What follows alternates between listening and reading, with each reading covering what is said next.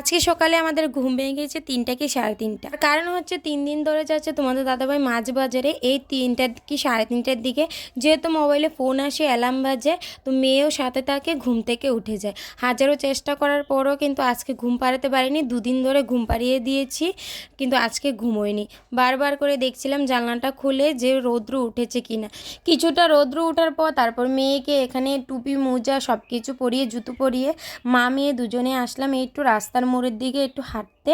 সচরাচর তো আমি বের হই না, কিন্তু আজকে একটু বের হয়েছি।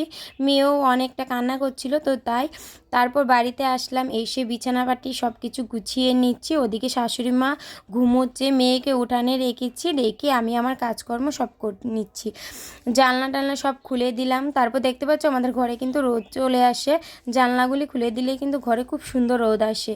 তারপর বাসি যা কাজকর্ম থাকে সব কিছুই করে নিচ্ছিলাম। বাসনপত্র কালকে ছিল না, কারণ কালকে রাত্রে এনেছিল মাংস, আর মাংস রান্না টান্না করার পর আমি সব বাসনপত্র রাত্রিবেলা ধুয়ে রেখে দিয়েছিলাম। তা বাসন ধোয়ার ঝামেলাটা আজকে আর সকালে নেই।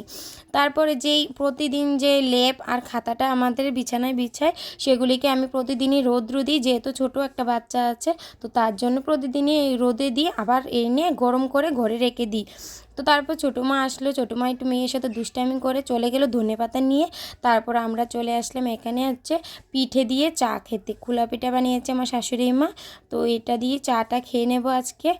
তো তারপর এই টিফিন টুফিন করা শেষ আমাদের। তারপর মেয়ে আসলো, মেয়ের ওই বাড়ির পাশে স্কুলে, ভাইকে দেখে বোনেরও ইচ্ছে হলো স্কুলে আসা। তো আজকের মতো মিনি ব্লগ এতটুকু পর্যন্ত। দেখা হচ্ছে নেক্সট একটা ভিডিওতে, ততক্ষণ তোমরা অপেক্ষা করো। Tata, bye bye.